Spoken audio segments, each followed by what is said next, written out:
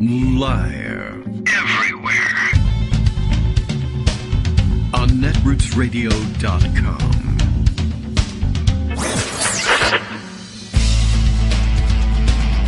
David Waldman. Kagro. In the morning. Now, here's David Waldman. Hey, good morning, everybody. How you doing? Here's Raphael Warnock. Why not? He wanted to interrupt the show today to bring you a special message that it's imperative that you actually show up and vote today. The donations, well, they're not all over. You never know when you might need money for a recount or something like that. Something weird could come up. But this should be it. Election day, finally, at last. The early voting is over. The real voting begins in Georgia. Let's go get that Senate seat and change everything. There's a lot that will be better in the Senate if you can go and deliver this Senate seat today. Not to mention the fact that you will avoid having the embarrassment of Herschel Walker in the United States Senate. But, that's a nice side benefit too. But today's the day. If you happen to be in Georgia, make sure you do your job and get the vote registered if you haven't had a chance to do it yet. Don't mind the lines. I guess bring your own food and water because it's illegal to feed you and hydrate you. But, all right.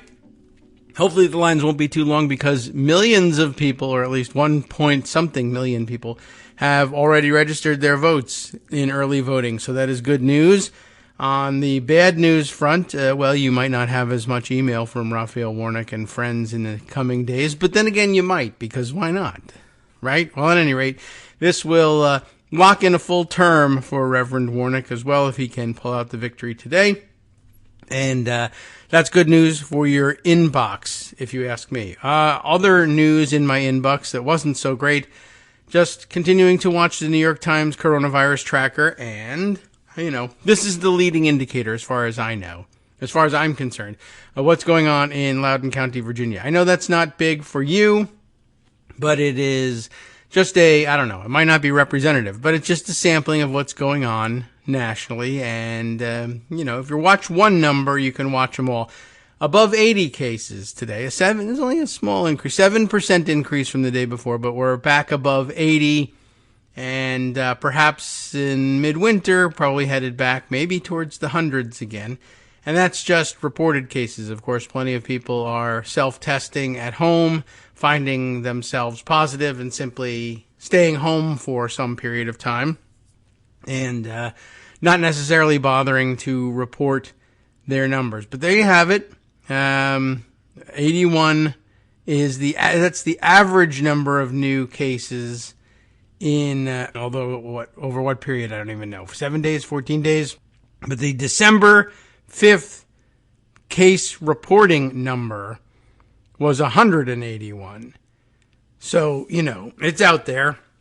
But it's bringing the average up to 81 over, 7-day average usually is, I think, what they're running with. Thankfully, the death number, the important one, remains at 0. 0 deaths reported in Loudoun County yesterday, and the daily average is, in fact, less than 1. So that is good news. And, all right. Just wanted to keep you up to speed on those. I mean, the national numbers is probably what I should be reading you, but, it's the New York Times. They provide you with New York City, New York State, the United States, and then whatever you might think is important if you're one of those people that doesn't live in New York City, but that nonetheless reads the New York Times, Anyway, so that's the news on the coronavirus front as far as I'm concerned. Other doctors would give you more detailed and interesting news about what you might expect or what to do if you live among people who believe the pandemic is over or what have you. But I think you all have a pretty good handle on all of those things. Lots going on that we can catch up with today. Let's see. There's some random news and notes for the former guy, and in addition to everything else collapsing in his face. New and somewhat interesting report in terms of the headlines that it's able to produce. But, headlines for Donald Trump. Like, what's the big deal? Who knows whether that's going to go anywhere? But you don't see this headline every single day, just every once in a while with him. This one is the HuffPost headline, Trump had hidden $19.8 million loan from North Korea-linked company as president. According to this report, Trump failed to disclose the loan.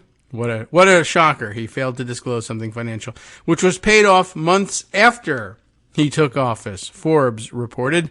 This is by Mary Pappenfuss over at HuffPost, but I guess it came from Forbes, and perhaps we should be doing them the courtesy of reading that there. But I think they're doing fine over at Forbes. Seems to be plenty of money involved. Anyway, the HuffPost version of this, Donald Trump failed to disclose a $19.8 million loan from a company with ties to North Korea while he was president. I'm just sort of curious about what those ties are, because not a lot of companies doing stuff in North Korea as far as I know.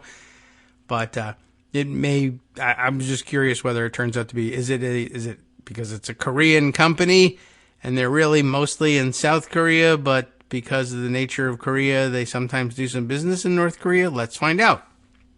This was all reported on Sunday by Forbes, citing documents uncovered by the New York Attorney General's office.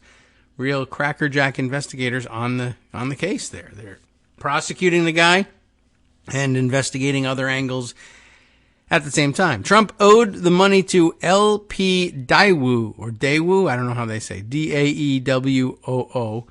I mean, I've heard of the company name, and I don't know, I think, do people say Daewoo? I don't know. Anyway, he owed the money to Daewoo while he was campaigning in 2016 and into his presidency, according to records. He did not list this debt, curiously enough, in his financial disclosure filings, as candidates and presidents are expected to do, Forbes reported. There he goes, defying expectations again. What a maverick. The loan was paid off just over 5 months into his presidency. Forbes said the documents don't specify who satisfied it. That's of interest, too. Let's see. We have Daewoo is a South Korean conglomerate. Yes, that's how I understood it. That partnered with Trump on a development project near the United Nations headquarters in New York City and on several other projects over the years. The company has ties to North Korea, Forbes reports, and was the only South Korean company allowed to operate a business in North Korea in the mid-1990s. So, okay, I guess that's something, but it's not like it's a North Korean entity or anything. I'm not looking to excuse him from any problems that he may have caused himself. It just, okay, I just was wondering about how you even get involved with something North Korean. Trump may have skirted disclosure laws, you think, and not committed an outright violation because the loan was on the books of his company, the Trump Organization, you remember them, and not identified as a personal loan, Forbes noted. But you know how it is with these privately held companies that are named after you and all that sort of thing. It's a weird situation. The debt would have sparked conflict of interest concerns over an American president's indebtedness to a foreign operation vulnerable to influence by North Korea's rogue government, you think? Trump often gushed about his close relationship with North Korean leader Kim Jong-un. Such loans are largely reported on an honor system. Why?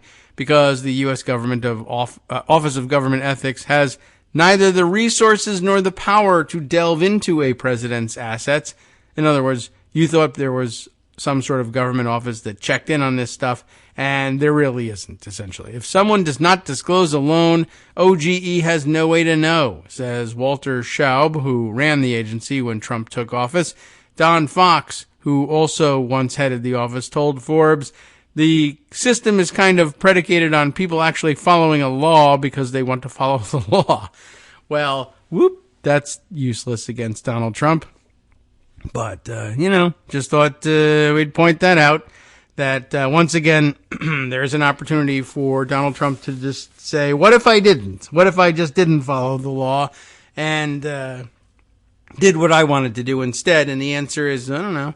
I guess nothing happens until Forbes finds out years later and reports it, and everybody says, I don't know. But, that's his own way of terminating the Constitution even before the recent comments to that effect.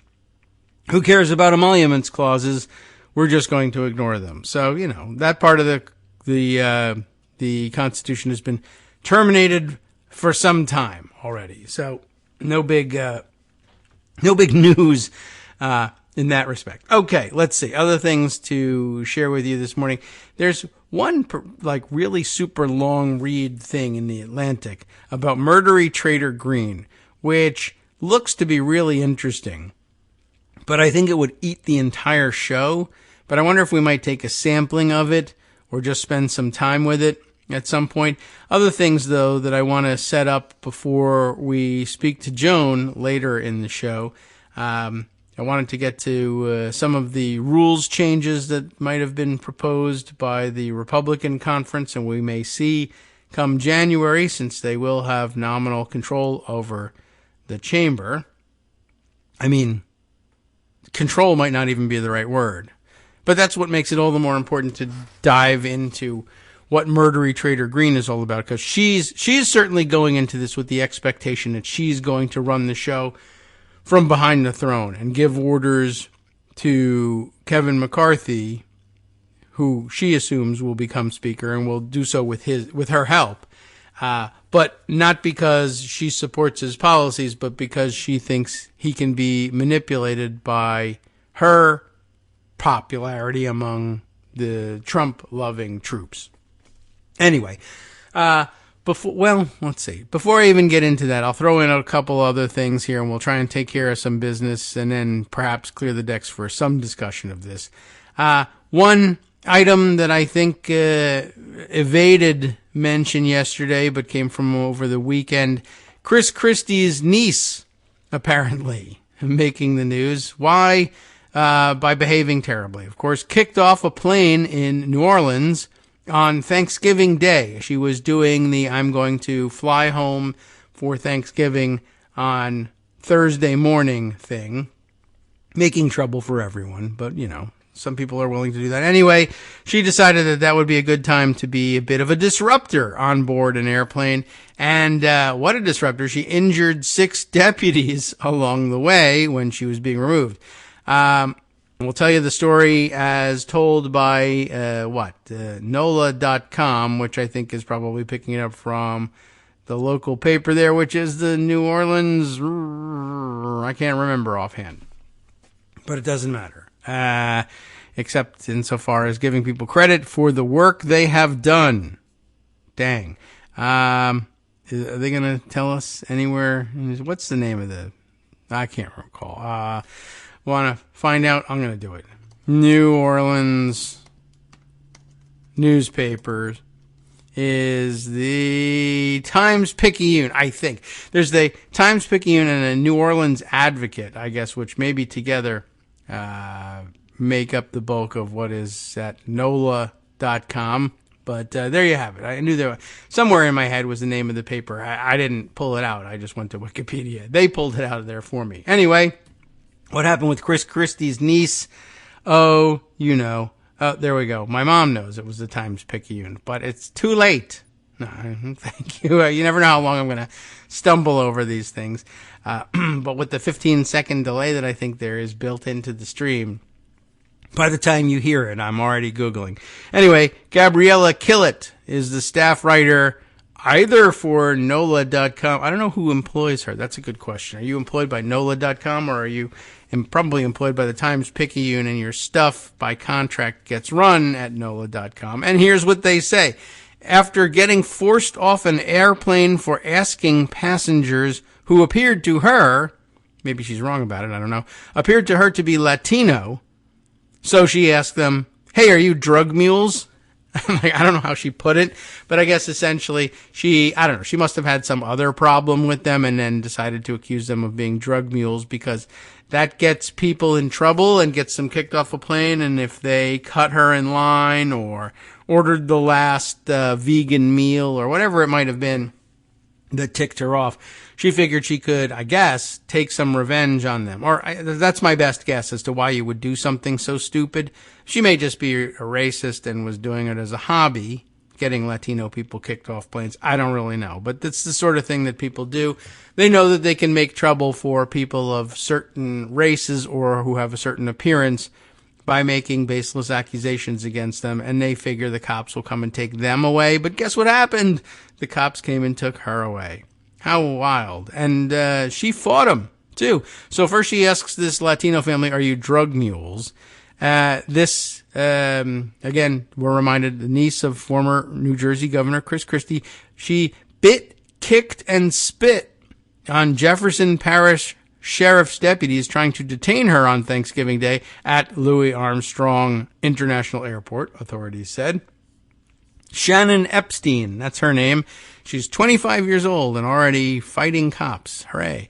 She boarded the Spirit Airlines flight to New Jersey, because that's where she's from, on November 24th at about 6 a.m. and asked a family who were near her and whom she perceived to be Latino if they were, quote, smuggling cocaine, said Captain Jason Rivarde, a sheriff's office spokesperson. Airline workers requested Epstein be removed from the plane as she became increasingly irate, and the plane, which had started to taxi to the runway, returned to the gate, Rivarde said Friday. So that's a pretty serious thing. It's going to delay everything, and it means people get arrested. If they have to turn around and go back, whoever's causing the problem is going to be taken off by cops. I don't know. I have still not seen any report as to whether, what, if anything, she claims ticked her off. Maybe nothing. But also, this is a 6 a.m. flight, and she ends up fighting 6 deputies and biting and injuring them and kicking and punching and spitting. And a lot of people have been speculating, was she mad at them and trying to get them kicked off, or was she trying to get more cocaine to keep her energy up, or what? I'm not really sure what was going on, but she's been arrested. When deputies arrived, Epstein refused to exit the jet bridge into the terminal. When they tried to arrest her, she became extremely combative, Rivarde said. And where was the don't resist, beating and shooting? Well, like we know, that doesn't happen with certain people, and it's best that it not happen with anybody. So, but I'm just saying that could have gone differently. In the scuffle, she injured 6 deputies, biting one on the arm and breaking the skin, and kicking another in the groin, Rivarde said. They were treated there by paramedics. All the while, Epstein shouted that the deputies were going to lose their jobs or end up in jail, boasting that she was related to powerful people and that her uncle is a friend of Donald Trump's, said Rivarde. Chris Christie did not return messages left Friday at 2 phone numbers associated with him. 7 deputies were needed to handcuff Epstein to a wheelchair so that she could be moved to the airport's security office. She continued to shout vulgarities and tried to bite deputies. It was Thanksgiving. She was hungry. They booked Epstein with 6 counts of battery on a police officer, 3 of disturbing the peace. It doesn't disturb the peace to kick maybe 1 is a kick and 2 is to bite and 3 is yelling at Latino people. I don't know. Anyway, I think each one of those each one of the assaults could be a disturbing to peace. Anyway, 1 resisting arrest by force, and 1 of remaining after forbidden. That's a fun and esoteric, or not esoteric, weird, archaic sounding, but an esoteric collection, I guess, of charges, although they do tend to go together. She paid $10,750 bail and was released from the Jefferson Parish Correctional Center later on Thanksgiving Day. Epstein is scheduled to return to Jefferson Parish for court on January 23rd, although Rivarde said most airline-related cases move to federal court. Okay, so she'll still have to go to federal court, probably down there in New Orleans. And I guess some question is, how will she get there? Because she's almost certainly on a no-fly list now. So I guess she's taking the Crescent, right? Isn't that the Amtrak train down to New Orleans? So good luck with that travel. Maybe she'll drive. I don't know. Maybe she'll bite you if you drive her. Yeah, it's exciting times ahead. She must have missed Thanksgiving, I guess, although she made bail. But yeah, that's a good question. I assume she couldn't get on a plane after that. Although how quickly does your name make it to the no-fly list? She might have been able to sneak on a plane and get up to New Jersey or something. So if you've been up in New Jersey and you run into somebody that looks a little bit like Chris Christie and has blood running down their, down their cheeks, down their jowls from having bitten police officers, you may be in close proximity to Sharon Epstein. And take care. Beware. And if she asks for cocaine, just give it to her and back away. There's no sense in fighting. Don't be a hero. Okay. Well, anyway, that was interesting. And, no one will have to answer for that because in the era of Trump, whatever. And nobody cares about Chris Christie either. But just fun times at the Jersey Shore Thanksgiving. It wasn't down. They don't live down the shore, as we say in New Jersey. But anyway, congratulations to Snooki Epstein for making it into the news and giving her uncle a problem. I'm sure he really appreciates that. Okay, let's see.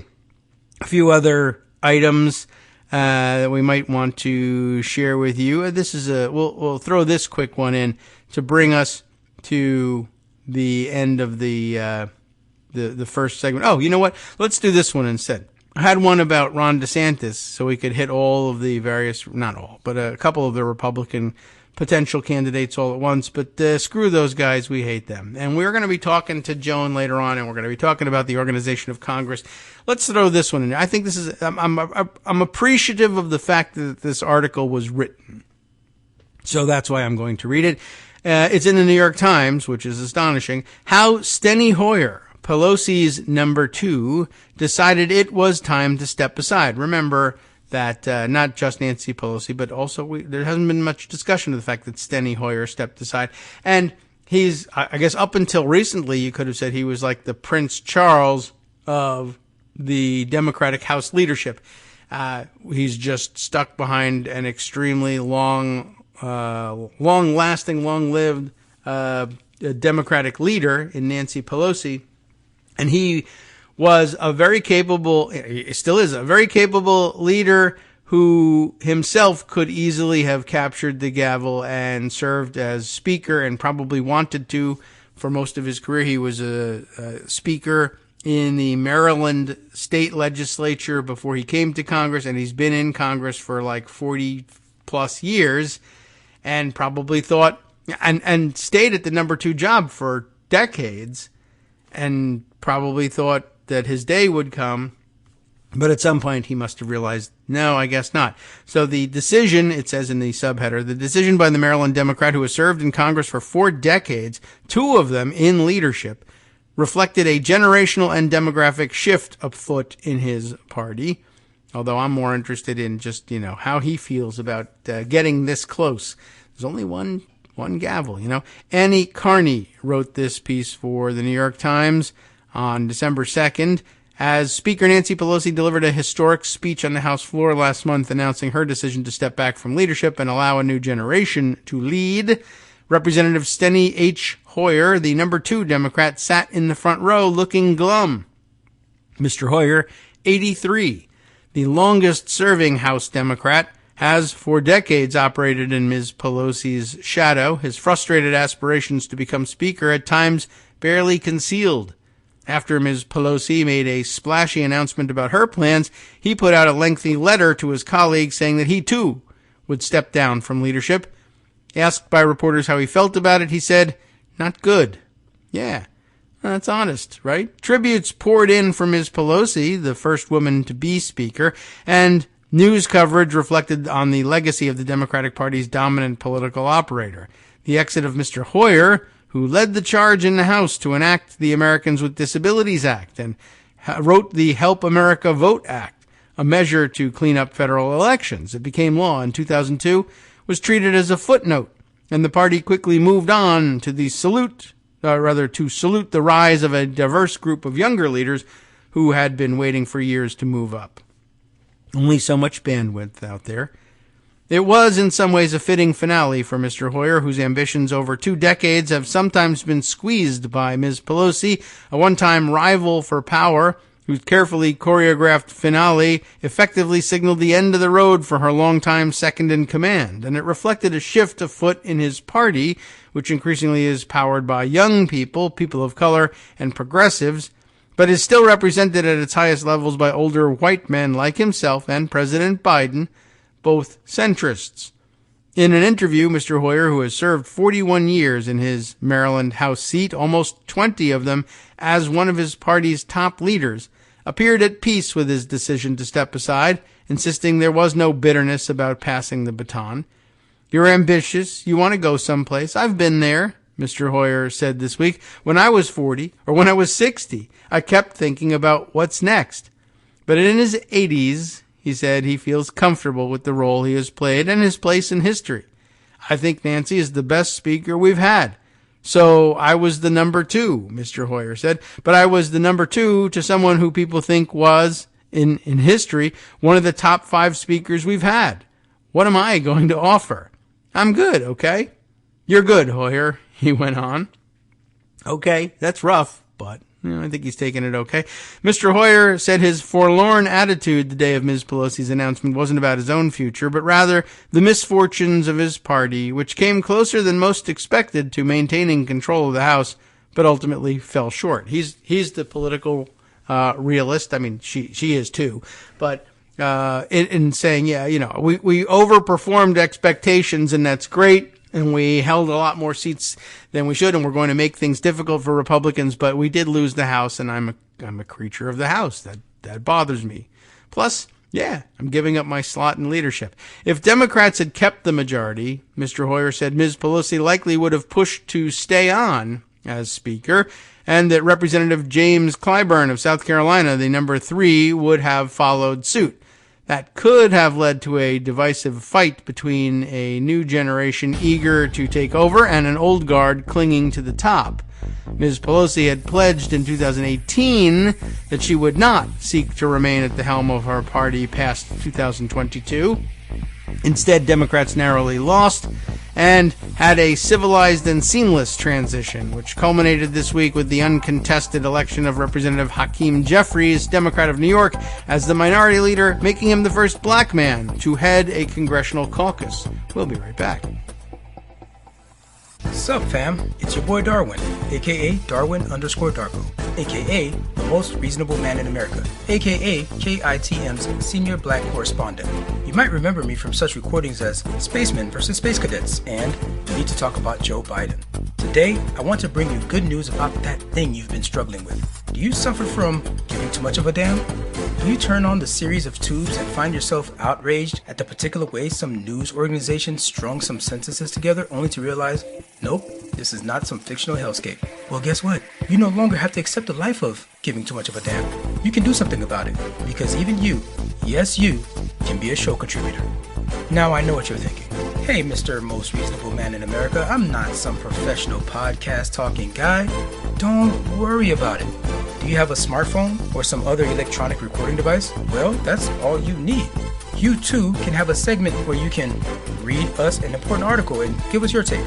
Read one of your own original essays, or even just give us your commentary on something you'd like to share that's important to you. Fair warning though, side effects may include general punditry, having opinions and hot takes, getting stuff off your chest, and hearing your own voice. If your recording lasts longer than 5 to 7 minutes, please consult kagrox@gmail.com. That's KAGROX@gmail.com.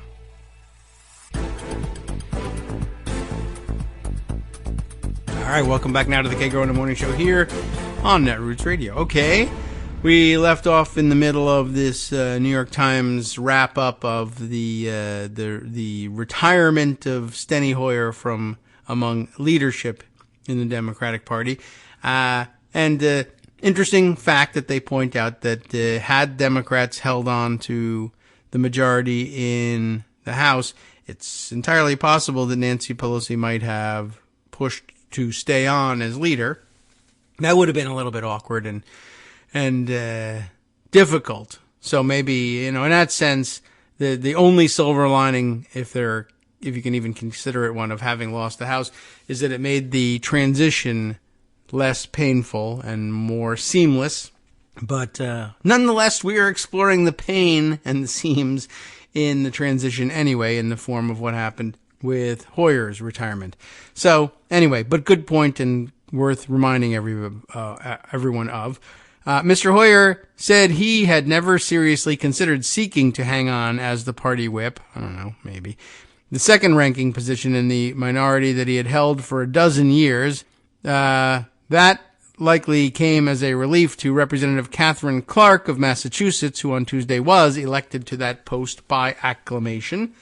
And that's good news. Yeah, usually, Hoyer is currently the majority leader because we have the luxury of having handed the speaker's gavel to our top Democratic leader. He takes the majority leader role, and switching over into the minority, the speaker, if you keep the same leadership, and we did do that during more recent transitions in power, the speaker steps into the role of minority leader, and the majority leader steps down into the role of usually majority whip, or minority whip, rather. And sometimes you find yourself having to create different leadership positions in order to accommodate everybody who's used to being in leadership and doesn't want to step out of leadership. But anyway, so it doesn't create any problems for Catherine Clark, who is looking to move up into the whip position. The minority whip is a very nice office. It's a very nice title, but all you're doing is what the majority leader tells you, Mr. Hoyer said, explaining why the job didn't make sense for him again. I've been reelected 10 times. If you're a good leader, you know when there's a time to go or to stay. That's true. Would be a good characteristic.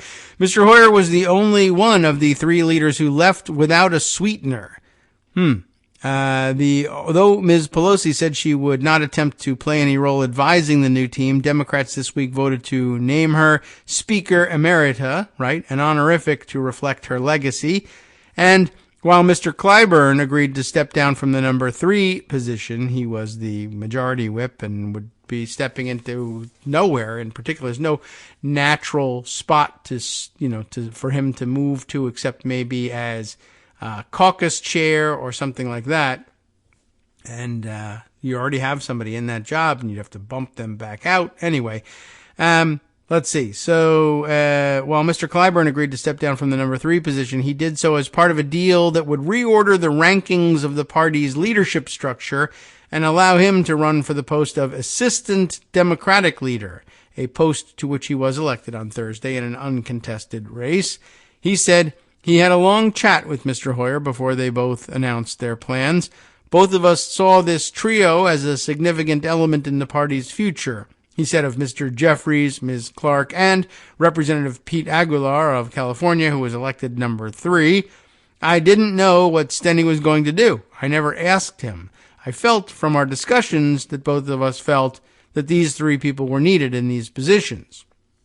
Mr. Clyburn said his decision to stay on in leadership came out of his conversation with the Congressional Black Caucus about the importance of having 2 black lawmakers in the ranks of leadership, one representing the South. And don't discount that. I know there were a lot of people who were saying, why is this guy hanging on? Why doesn't he step out of the way? It's in time for a new leadership. And people may have brought up, again, black representation in leadership. Well, Hakeem Jeffries. Well, why not 2? Why not, and in a leadership representing some diversity? Well, there's a lot of olds among the Democrats. And of course, coming from a different generation makes a big difference, even without throwing in the complicating factors of minority representation, et cetera, et cetera. But, I always was wondering about that, and leadership of committees and places where every once in a while there's a push for reforming the system by which we choose committee chairs and ranking members and the hierarchies within the committees, and people want to get away from the strict reliance on seniority, if not being the sole factor, then certainly very influential and even determinative in many cases about who gets those number 1 seats, whether you're in the majority or minority on each of the committees. And you forget that the seniority system was at one point itself considered a reform. And I know it's considered a very old school now, and you don't get to have an ideological battle over who should be leading or who's got the better agenda, et cetera, or the better policy positions on things. And it comes down to seniority and or how they've distributed funds from their leadership PAC, as we keep pointing out. But again, that was a reform from the days when the speaker simply unilaterally, more or less, was able to appoint people to those jobs. And so you just got the speaker's allies in all those jobs. And it was not a colorblind system, especially back in the day when there was not even the most remote possibility of a minority serving in the role of speaker.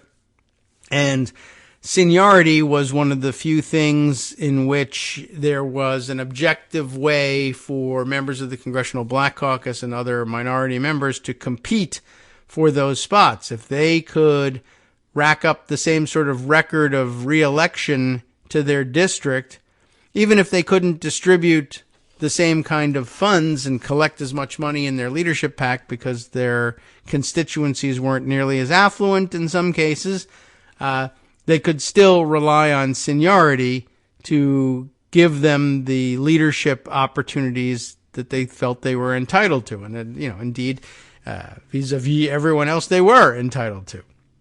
And this happened during the transition after the 2006 elections, too, that a lot of people said, well, the hell with this seniority system. We want more progressive leaders at the top of the House committees now that back when the Democrats were taking over after the 2006 elections. And again in 2010, or when did we flip back? We flipped back 2018, right? Flipping things back and forth. I don't know. I forget how many times this stuff flipped back and forth, but at any rate, but people forgot about that. And I wrote about that back in 2006, 2007, that remember, you have a lot of minority members who have been gaining seniority and were like this close to taking over leadership of committees on which they'd served for decades, only to find that somehow all of a sudden the progressive sort of position was, well, maybe we ought to bypass all of these minority members and get more progressive people who are younger, even though a lot of them are pretty white, and some of them weren't, and that would have been nice too. But a lot of people who had put in a lot of time and were counting on their chance, their moment for leadership of committees that they really truly cared about, only to see it snatched away by, quote unquote, reforming the system just as they were poised to inherit the gavel. And that's a serious consideration, and you should always keep that in mind. Anyway, so always watch that, particularly when you're talking about people, members of the Congressional Black Caucus, possibly acceding to power and then suddenly being reformed out of it. That doesn't sit very well with them very often. We all felt the need. Here's a quote here. The CBC felt the need to maintain this kind of continuity and make for a smooth transition, he said. And here we're still talking about Jim Clyburn here. Mr. Hoyer's departure means that in the next Congress, for the first time in either chamber or party, House Democrats' trio of top leaders will include no one who looks like him. Old white man is what they're talking about. I think we still need white men still. I hope there's some place for white men somewhere, he joked. He said he was more focused on Mr. Jeffries' accomplishments than on the significance of electing the first black person as a party leader. Jeffries, of whatever color, he is an extraordinary talent, he said, and I can appreciate how that's supposed to mean, we're colorblind to this in making this selection, and that's important and interesting too, but, it's worth acknowledging, and I think everyone is acknowledging it properly. But Mr. Hoyer added that the diversity of the Democratic caucus, in contrast with the homogeneity of the Republican side, was critical to the party's success. I tell people, if you sit in the gallery, if you look to the right, you see part of America, he said, referencing the Republican side of the House chamber. If you look to the left, you'll see all of America. Aha. Mr. Hoyer said that the narrative of his party needed to make way for a new generation of leaders, and the narrative, he said, though, was slightly overblown. I kept thinking, why are they saying that? As if Jeffries, Aguilar, and Clark are new people, he said, noting that the three had served in leadership for years, albeit in lower-ranking positions. We encouraged them. We included them. Mr. Hoyer, whose wife died of cancer in 1997, said he is now in a great relationship and ready to move on to the next phase of his career. I have a great family. I have a great relationship that I'm in. It's a good time, he said. Think of the responsibility I no longer have. It is a sense of serenity that friends and colleagues of Mr. Hoyer say is evident these days. Senator Roy Blunt, the Missouri Republican who served opposite Mr. Hoyer when both were the respective parties' whips in the House, said he visited his old friend the morning after his announcement to check in. He seemed like he was really looking forward to what comes next and felt that passing the leadership along to a new generation was a good thing, Mr. Blunt said. Mr. Hoyer will remain in Congress and will serve on the powerful Appropriations Committee, which controls federal spending, but said he would not challenge Representative Rosa DeLauro of Connecticut for the top Democratic position on the committee. But he does not expect to be treated like any anonymous backbencher. He said he would offer the new trio of leaders advice, if they seek it, on how to wrangle the diverse Democratic caucus and on filling out staff. I'm egomaniacal enough to think that if I'm walking around, people will think, oh, there's Steny Hoyer. And the members will be the same, asking, what do you think? He said. Ultimately, he said, he is departing as a happy warrior. I just feel really blessed, he said, looking around at the stately conference room in the Longworth building that will be his main convening space when he no longer occupies the majority leader's office.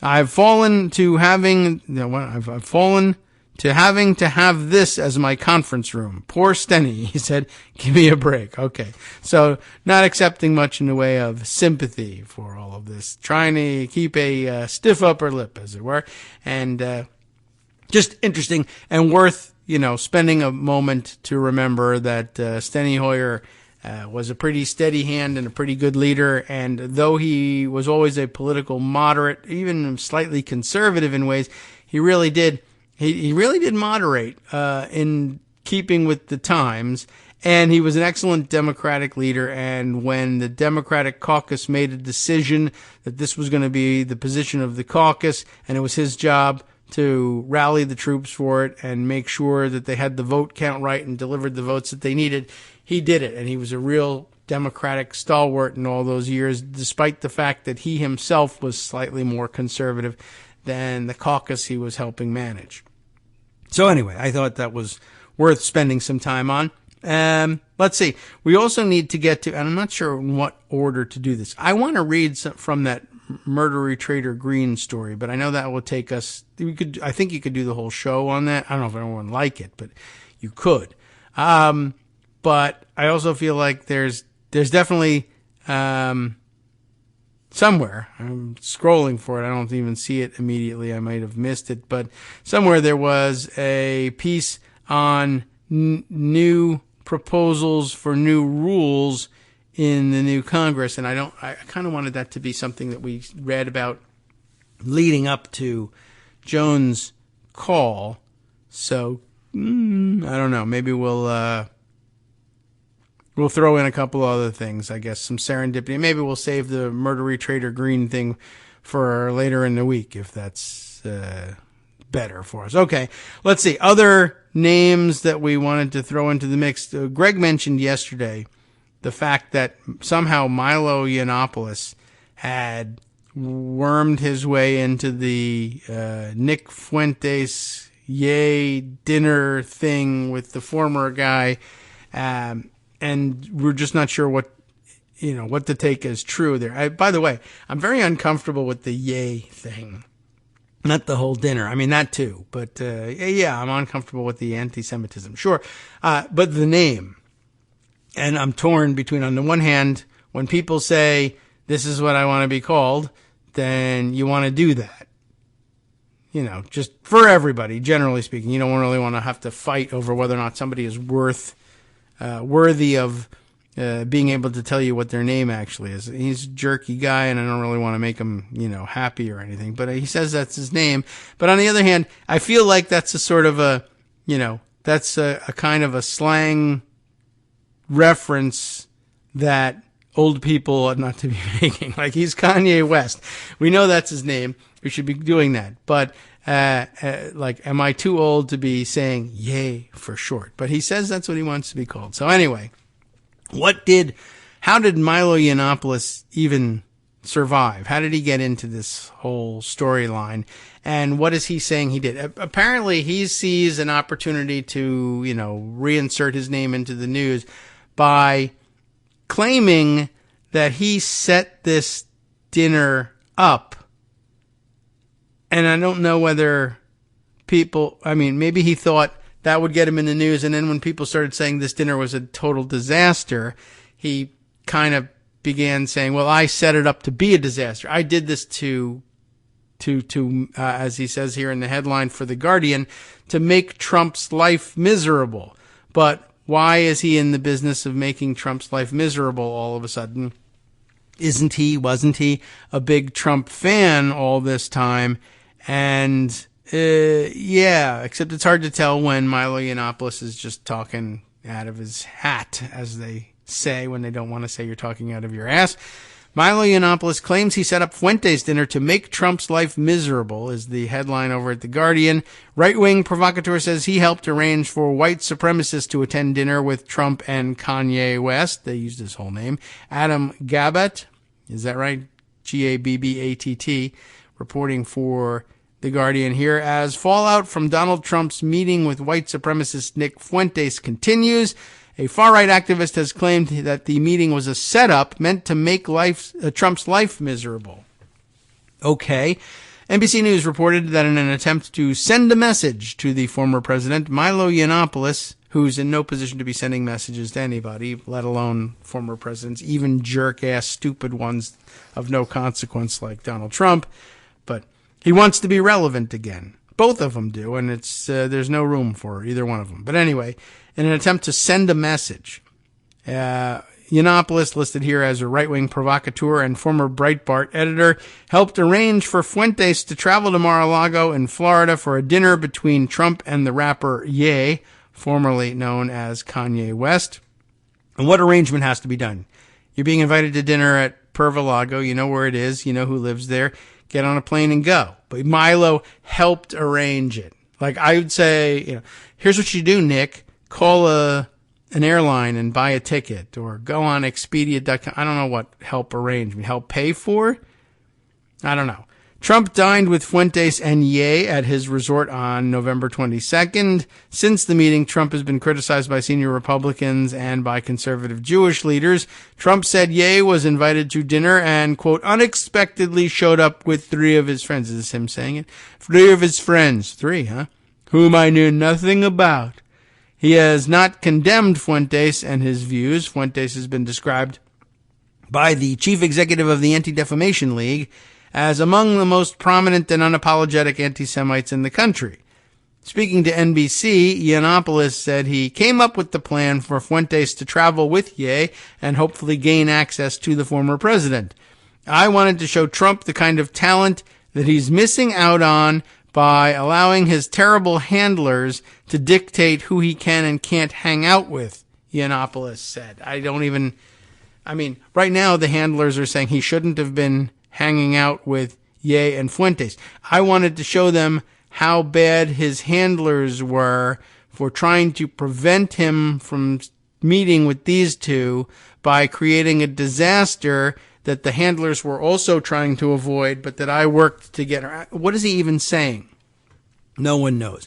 I think he's lying, quite honestly, because I always think Milo Yiannopoulos is lying.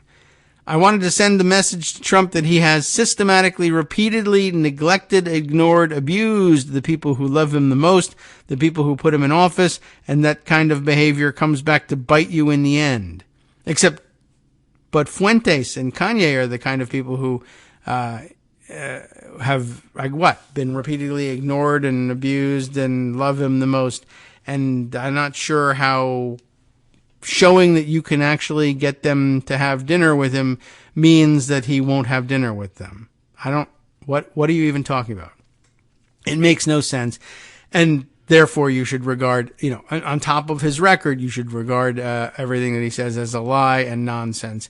And this is, I guess, the only way that he could get coverage for the fact that he did this. Because apparently if he did do this, no one cared for the longest time, but only by saying, oh, here's some nonsense that doesn't even hold together logically and makes me look like a scatterbrained idiot. Print that. They'll print that. I mean, he is a scatterbrained idiot, so it's a good story. It holds up. But I guess that puts him in the news, and he genuinely does not care about what his reputation is. He just wants to have his name in print, and he got it. So I resisted it for a while. But anyway, I just thought I'd throw it out there for you to consider. Yiannopoulos was once a leading figure in the alt-right movement, but has been banned by most popular social media networks and lost a book deal in 2017 after appearing to endorse pedophilia, because the timing is just so bad for that, don't you think? He told NBC he also arranged the meeting, quote, just to make Trump's life miserable, which it already is, really, because he was aware news of the dinner would leak. I mean, he could have leaked it. I don't know what he's trying to say. Trump has engaged with racists in the past, so what's the big deal? In terms of Yiannopoulos' influence, anyway, zero. Including claiming there were very fine people on both sides. They're in Charlottesville. You know exactly what that's referring to. Criticism for hosting Fuentes has come from senior Republicans, including his former Vice President Mike Pence, former New Jersey Governor Chris Christie, who has his own problem with his crazy niece now fighting the cops in New Orleans. Let's see. This is just not true at all, Fuentes said on the messaging app Telegram, below a screenshot from the NBC article. My intention was not to hurt Trump by attending the dinner. That is fake news. I love Donald Trump.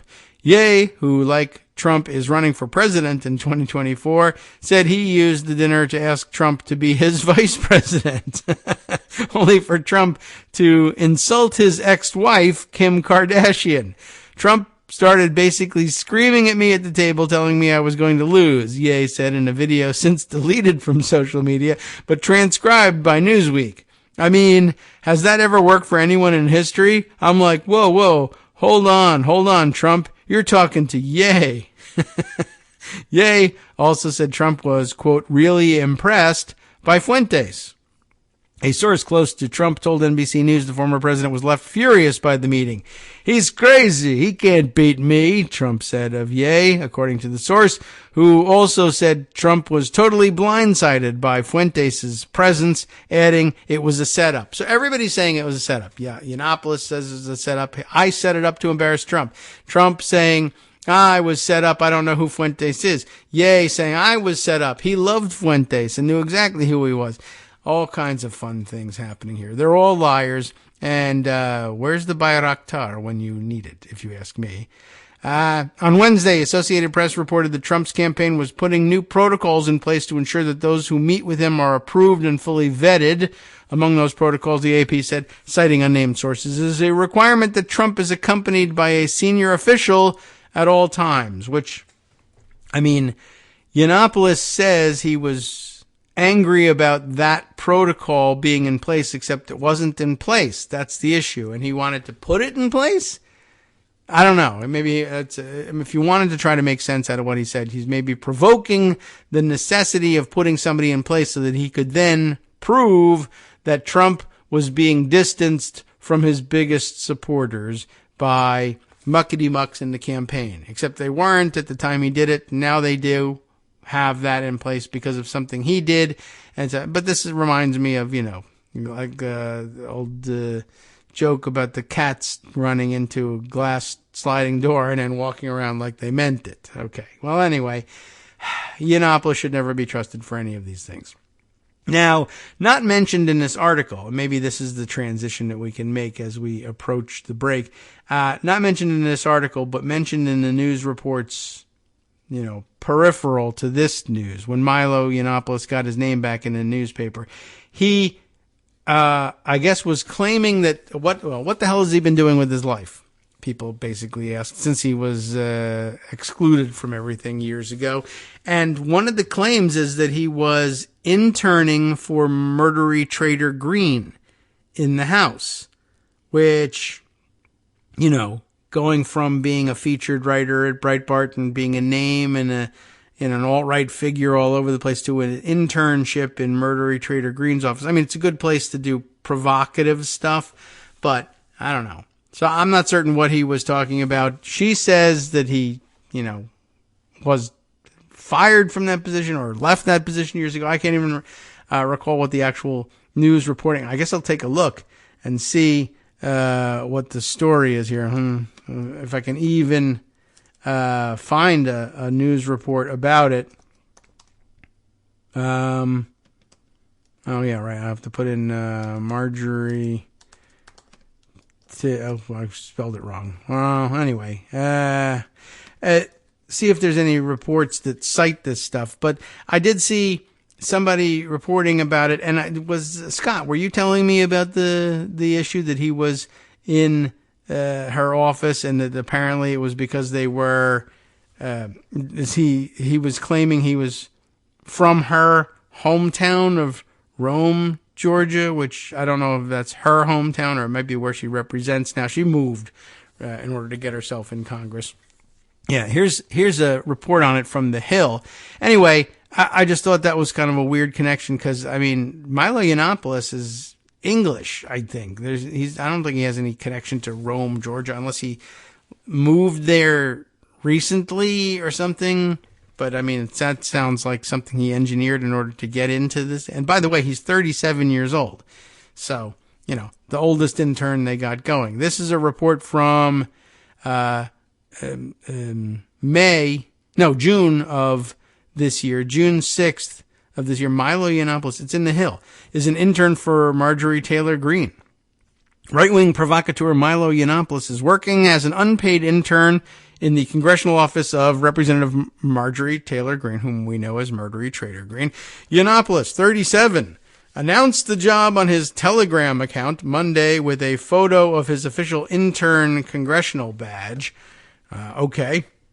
They do have such things. I mean, that's not made up. I've finally been persuaded out of retirement. Like they reached out to get him as opposed to his begging his way in. But my skills are a bit rusty, so the best role I could land was an unpaid internship. Oh gosh, how come this is not playing? There we go. Now we're seconds late. Some buttons got pressed that weren't supposed to be pressed. Anyway, I've been persuaded out of retirement. Skills rusty. Best role I could land was an unpaid internship with a friend. Pray for me, Yiannopoulos said. Mummy always said I'd end up in government, the British commentator added. Green's office confirmed to The Hill that Yiannopoulos is indeed their intern. Yiannopoulos, who formerly worked at Breitbart, rose to prominence by being a jerk, and that's all you need to know about him for now.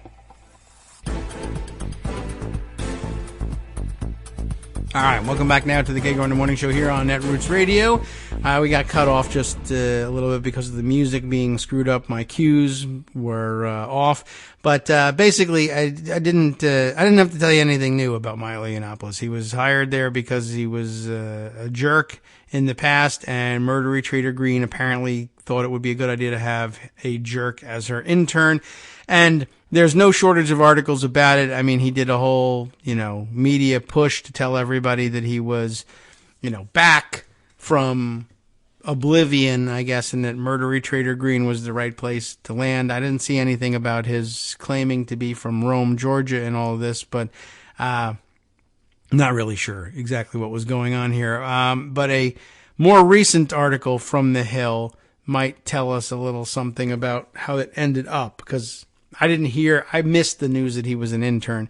I only found out about it in the last couple of days, and I thought that there was some reports that as soon as all the other stuff went down and things started to fall apart, Marjorie got a little uncomfortable with the deal and said maybe you should go. Let's see. Here's a report from The Hill from November 30th. Marjorie Taylor Greene condemns Fuentes, remarks on Trump, Yiannopoulos. Marjorie Taylor Greene is condemning white nationalist Nick Fuentes and defending former President Trump after a dinner he had with rapper Kanye West, who now goes by Ye, Fuentes, and provocateur Milo Yiannopoulos. Now, this report makes it seem like Milo was at the dinner, but there have been conflicting reports about that too. I don't know whether he ever claimed he was at the dinner, but others have said, no, absolutely not. He definitely wasn't at the dinner. One again, clearly not really an intern and Murdery Trader Green's place, but except they don't pay him. Whether or not she's listening to him, I have no idea. But congressional interns don't go to dinner or arrange dinners with Kanye West and Nazis and the former president and wing their way around. It's not something that real interns do. So anyway, just wanted to throw that out there. Anyway, she also reflected on her past interactions with Fuentes and Yiannopoulos, which have resurfaced in the aftermath of the dinner. Green spoke at a conference hosted by Fuentes earlier this year, and Yiannopoulos was an unpaid intern in her office this year.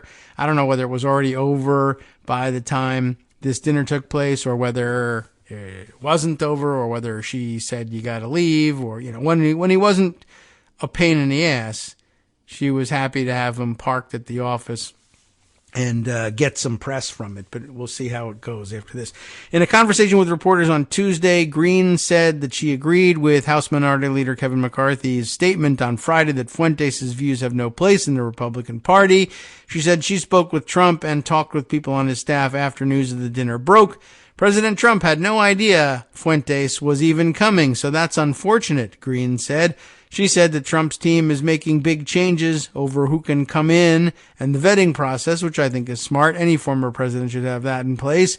Green said that knowing what she knows now about Fuentes, she would not have spoken at his conference, but does not regret her message to those in the audience. I don't regret talking to the kids who were there because I don't understand why they follow him, but would I have gone to his event? No. I'm worried about kids that would follow him, and that's a shame, but no, I don't want to have anything to do with him. Green said that before she spoke at the Fuentes event, her understanding was that it would be a group of 1,000 to 1,200 college students. My thinking was, of course, I want to talk to these kids, and I gave, the same speech I gave there I would give anywhere. I'm proud of the speech I gave there. It's on video. I never said anything wrong, Green said. What I did find out is I saw some videos of his in the past week, because I asked my staff, can you pull some videos? I don't even know how to watch this guy, Green said, because YouTube, it's so difficult to figure out. And they showed me some videos. I could not believe the stuff he says. I mean, it was shocking. Green wondered who is funding Fuentes and whether Ye is paying him. Also present at the dinner with Trump, according to this report, was Yiannopoulos, a former Breitbart editor who was banned from Twitter in 2016 in connection with a campaign of racist harassment against actress Leslie Jones. Yiannopoulos was an unpaid intern in Green's congressional office earlier this year. I talked to him, Yiannopoulos, that is, occasionally because he actually lives in Rome, Georgia, the same town I live in, Green says. There it is. I mean, I guess he might live there now, which is a weird choice for him to have made. But, Mr. New York, London, LA, New York, London, Paris, Munich, right? All the hot spots, but all of a sudden, Rome, Georgia. Anyway, I had no idea they were going down there to Mar-a-Lago, and I found out about it basically like everybody else did on Twitter. In an appearance with YouTuber Tim Pool this week, before Ye walked off set after being challenged on his anti-Semitic views, Ye said that he got connected to the Yiannopoulos through a producer for far-right radio host Alex Jones, hitting all the high notes for Murdery Trader Green here. Yiannopoulos said he then brought Fuentes in to join Ye's fringe political entourage as the rapper plans a 2024 presidential bid. An NBC News report on Tuesday said that Yiannopoulos, who said in 2020 that he felt betrayed by Trump and pledged vengeance, had arranged the dinner just to make Trump's life miserable because news of the dinner would leak and Trump would mishandle it. Asked what she thought of the NBC News report and the prospect that Yiannopoulos would try to make Trump look bad, Green said, I would hope not. I think that's a shame. Probably they were looking for maybe a person like that should not be in your office if you consider yourself a Trump supporter. And she said, I don't know what you're talking about. I'm leaving. Goodbye. So anyway, she's a bit of a loon. We all know that. And we should, pray that we're one day rid of her very soon. Okay, so let's see. I think probably at this point we should definitely scroll down and find that report of the various rules changes being proposed. Here we are. Where is this from? Firstbranchforecast.com. I don't think I've ever run into that publication, but here we are with, let's see, First Branch Forecast. It says here the little tagline is, where Congress learns about Congress, as opposed to from my show, which is interesting. Proposals for modernizing House rules, a summary of committee members' the committee members' day recommendations, recs, for the 118th Congress. That is, they held what they call like members' day at the Rules Committee. Come in and pitch us your proposed rules changes, and we'll consider whether or not they ought to be compiled into the presumably Republican rules package offered up on January 3rd. Written, it says, by Taylor J. Swift, who probably includes the J, to differentiate themselves from any other Taylor Swifts that might be out there. Anyway, at the start of the 118th Congress, that comes in January, the House of Representatives will adopt new procedural rules that govern nearly every aspect of how it conducts business. Right? In preparation, the House Rules Committee held its Member Day hearing on Tuesday, November 28th, 2022, to provide members of the House an opportunity to propose new rules changes for the 118th Congress. Members made several laudable recommendations during the proceeding. We'll see. Maybe Taylor is not the right kind of person to decide what's laudable, or maybe they're perfect for the role. I don't know. Let's find out. What's laudable? Well, there's Representative Davidson's proposal to grant one staffer from each House office the ability to apply for top secret or secret compartmentalized information, TSSCI clearance. That seems like a good idea, probably. Representative Timmons's recommendation to fix committee scheduling by creating an online portal for committee chairs to pick and choose hearing and markup times to help reduce scheduling conflicts. Okay, I mean, do we really think a rules change needed to be done for that? I don't know. Representative Griffith's idea to have a proportional representation scheme of some kind on committees. Don't have enough information, but maybe they'll fill in the blanks here later on, and we'll find out why that's laudable. Representative Joyce's proposal. Oh, he's in the doghouse.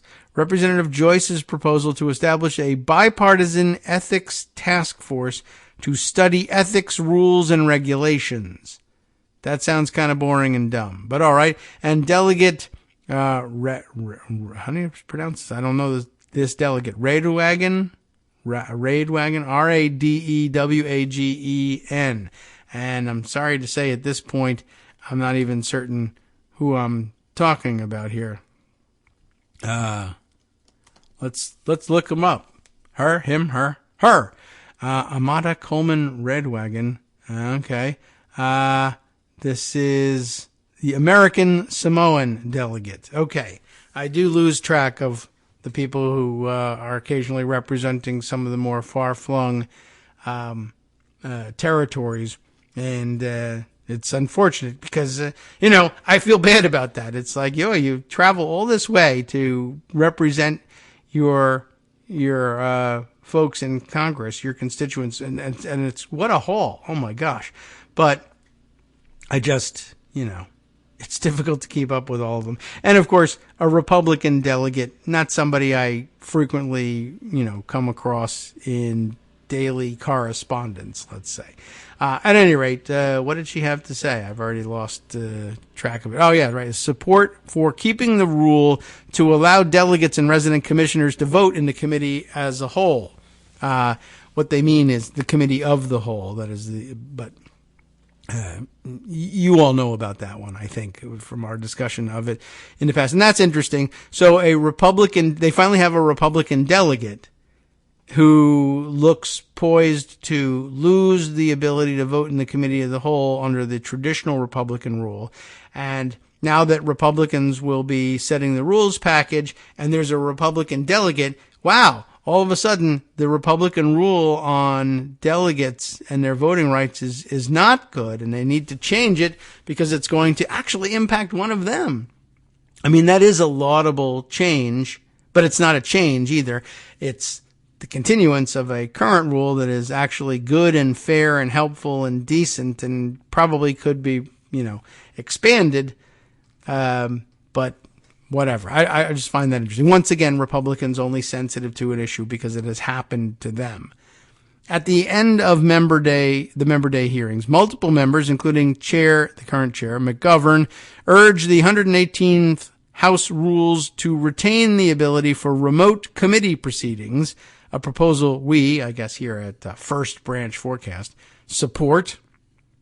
Representatives Jackson Lee and Grijalva submitted statements for the record supporting remote committee proceedings, while the chairman, McGovern, said he has heard from many members that remote committee proceedings have been helpful in obtaining witness testimony without the worry of travel or the cost for the taxpayer.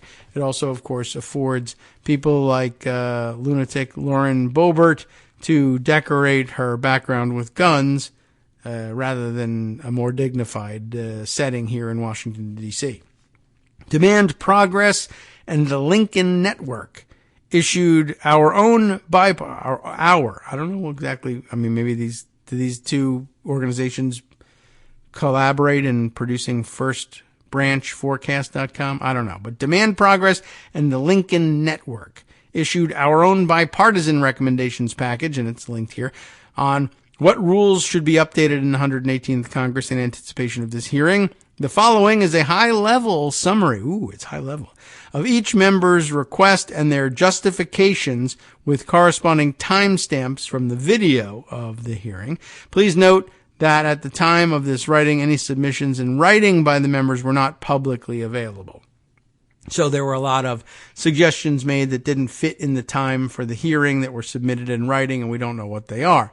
So let's see. Representative Davidson offering several proposals, including each member office should be eligible to have one staffer who can apply for top secret clearance.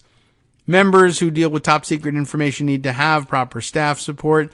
Note here, Demand Progress has recommended this provision for years and included it in our latest rules recommendations package.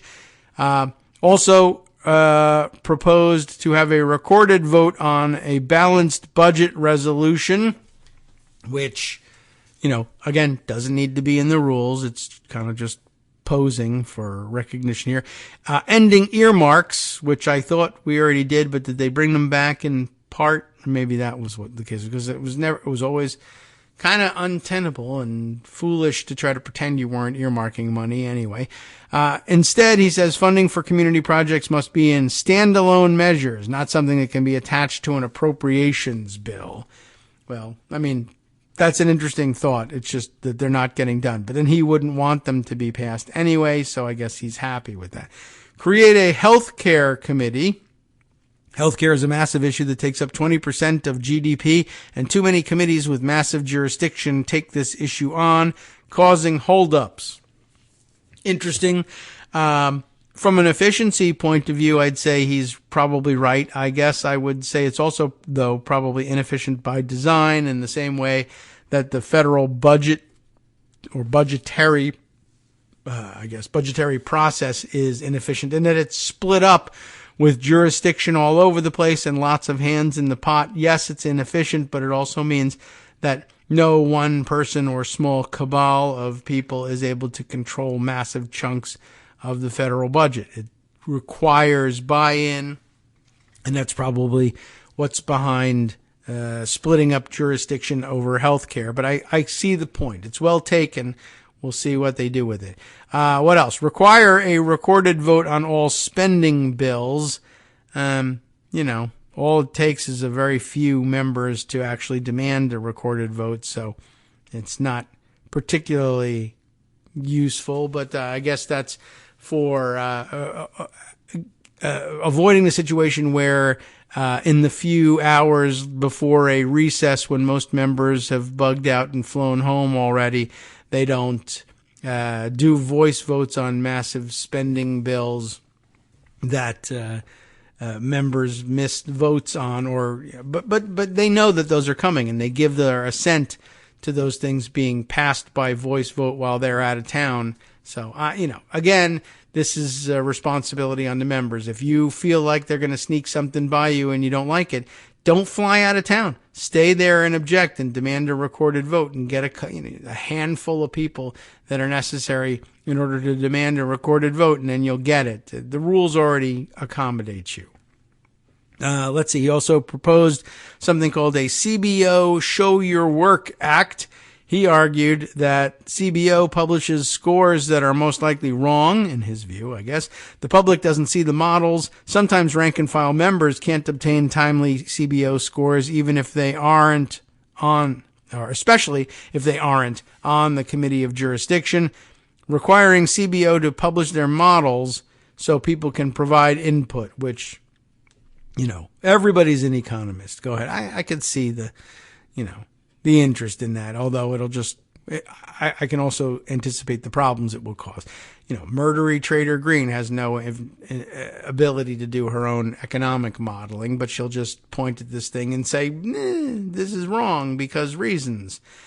All right, let's see. Other suggestions. Representative Timmons, Vice Chair of the House Select Committee on the Modernization of Congress, suggested that one of the committee's recommendations, creating an online portal for committee calendars and schedules, would enable chairs to pick and choose when to schedule hearings and markups. You could just, use any scheduling software for that. But right now, chairs are in charge of scheduling full committee and subcommittee hearings and markups. There is a huge need for this service. Last Congress, there were 40.2 scheduling conflicts on any average day. The average member serves on 4.5 committees and subcommittees. Note, Demand Progress has supported the idea of creating a portal for committee calendars. There could also just be meetings, but you get the idea. This meeting could have been an email, right?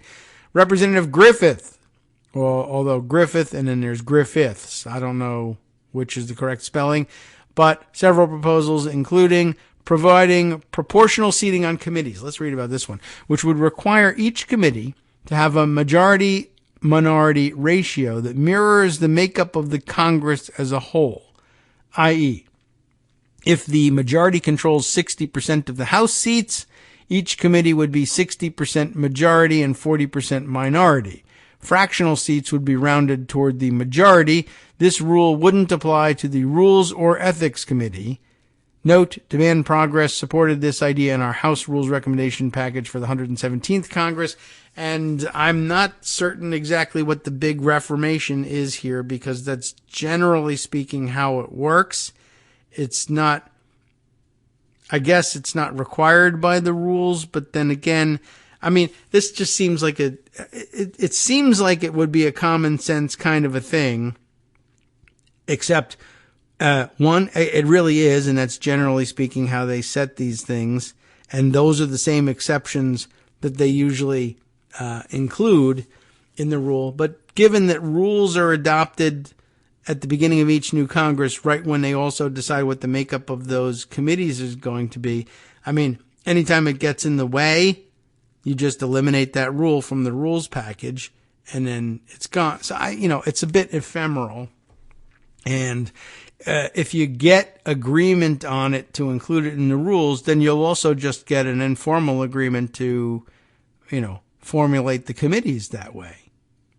So, I don't know. I'm not certain how important that one is. Also proposes reinstating the Holman Rule, which would allow Congress to vote to cut spending and reorganize an agency inside an appropriations bill.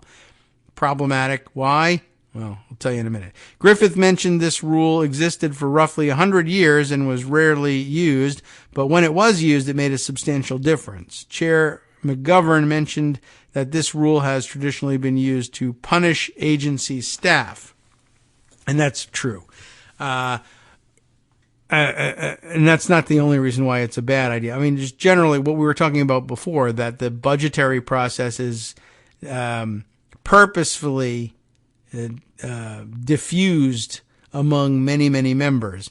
And the reason that they would need this rule, which I guess they call the Holman Rule, would allow, again, what it is to cut spending and reorganize an agency inside of an appropriations bill. Well, you can cut spending, obviously, inside of an appropriations bill.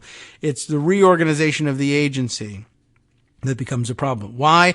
Because current House rules, and for many, many years, decades, as long as I've been involved in watching what goes on in Congress, prohibits what they call legislating in an appropriations bill. Appropriations bills are supposed to be about the amounts of money that are being spent in the various functions, and that's it.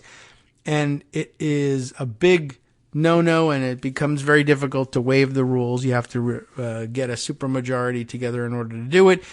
Legislating in an appropriations bill is an appropriation, no pun intended, of the wrong kind of power by the people who hold the power of the purse. Again, the splitting up of the budgetary process into appropriations and authorizations is to give more people a hand in how these things work. The Appropriations Committee is extraordinarily powerful as it is. The limitation on their power is that they can't make policy. They can only, agree to fund or not fund certain policies that other people formulate. The authorizing committees are the ones who are allowed to restructure an agency. So, if it's a party-wide initiative, you're going to be covered already. You don't need this rule. The Republicans on the authorizing committee, for setting the budget for the Department of Education, if they want to restructure it, they can restructure it. And the their Republican colleagues on the Appropriations Committee will appropriate funds correspondingly if you work out a plan. But what they're looking for is giving legislative authority to the appropriators, which undoes the very purposeful diffusion of power in the budgetary process in order to make things easier. And as Chairman McGovern points out, well, in the past, this shortcut has generally been used by Republicans, really, probably, to punish agency staff directly and to have the appropriators say, we will carry out that punishment. But if you want to carry out that punishment, you need to have broader buy-in from your colleagues on the authorizing committee as well as the appropriations committee, not simply concentrating powers in the hands of the appropriations cardinals, as they call the collection of subcommittee chairs on the Appropriations Committee. What else? Changing the germane rule, I guess the germaneness rule, to allow the Speaker of the House to have a more strict, yes, that's what it says, guidance on what would be considered germane. In other words, taking power out of the hands of the parliamentarian and writing it into the rules, which is, an iffy proposition. Creating 2 bill limitations, also suggested by Representative Griffiths, whatever the name is. 1, no bill should be introduced that has more than one purpose.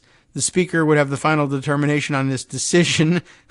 All right, fine, whatever. Griffith said that the American people want single-purpose bills, but they're not going to get them. And no, they don't really. Create a proper calendar deadline to introduce bills. Griffith mentioned that Congress desperately needs to figure out a schedule, and members need to be able to introduce legislation and get it on the House floor without the requirement of unanimous consent. That's a committee issue, if you ask me. But all right, create a proper calendar deadline to introduce bills. Basically, he's looking for, I guess maybe she came out of a state legislature where they perhaps have something like, if you file a bill by X date, you will be guaranteed a floor vote on it. And then you end up with something like a vote-a-rama, essentially like they have over in the Senate, where you end up at the end of a session having, late night emergency, overnight sessions where you have 1 minute to debate a bill and vote on it. Yes or no, with no information about what it's, I see what they're getting at, and they're looking to get rank and file members a chance to really, really legislate. But there are reasons why that's actually quite harmful and worrisome. You end up voting on these, midnight legislation in the last day of a Congress that nobody ever heard of, sponsored by someone no one ever heard of, and it's a crackpot idea. What else? Limitation on the waiver, which would require a 2/3 vote of the whole House instead of a simple majority. what waiver, I don't know. But Griffiths acknowledged that the House is majoritarian and can waive with a simple +1 majority, but wants this rule put in to make it clear that germaneness, and the single-purpose rule are special and shouldn't be treated as some other rule. So it's a rule that he came up with that he would like to have, and not only would he like to have it, he would like to change the rules about how you can get rid of the rule that this person proposes. Well, gee whiz, aren't you special? So, nah, I don't think so. Just trying to basically restructure the majoritarian nature of a house. There should be a rule about germaneness. I really think it would be a great one, and in order to waive it, you need a supermajority to do it, and in order to get rid of my rule, you also need a supermajority to get it out of there. I don't think so. And then, but also, this is the person or one of many, who came up with a modified version of the motion to vacate the chair. So yet another such suggestion. We'll discuss with Joan, perhaps, how far we think these will get. Hi, it's me, David Waldman, the same guy who was just talking to you a second ago. Our Patreon subscription drive is still going strong, with over 175 monthly donors who help keep us on the air. If we've helped keep you going during the pandemic, why not return the favor and help us keep going so we can all be together for the next disaster? Patreon.com, Patreon.com, makes it easy to make secure, recurring monthly contributions to support our show. Patreon.com/KagroX gets you straight to our donation page. Maybe you'd like to thank us for keeping you sane during the Trump era. Maybe you're looking forward to in-depth explanations of what's going on in the Biden administration. Whatever it is that keeps you listening, we need your help to keep bringing it to you. And hey, if you happen to prefer using PayPal or even the Square Cash app, we're up and running with those options too. Thanks again, everyone, for all your support. We literally could not do this without you. Oh. They're digging in opposition. Okay. Well, yeah, you hate to see it. And, well, yeah, you have to see something because we're back here on the show. Back from our break. Joan is with us. So you were saying, I was just catching Joan up on what we were talking about, although you may have heard the previous segment, but okay. And I'm sick of it already, basically. But so there's new news that there was a meeting this morning of was it the whole Republican conference? I believe it was. All right. Let's see. We have Melanie Zanona, who I believe is CNN. Okay. I don't know. You won't be able to check CNN, with me. Good. Tweeting about it. All right. What's going on? Testy debate inside House GOP conference meeting this morning, she tweets, over backing McCarthy for Speaker, with pro-McCarthy lawmakers urging unity and anti-McCarthy members speaking out and getting upset that they weren't allowed as much time to talk. No.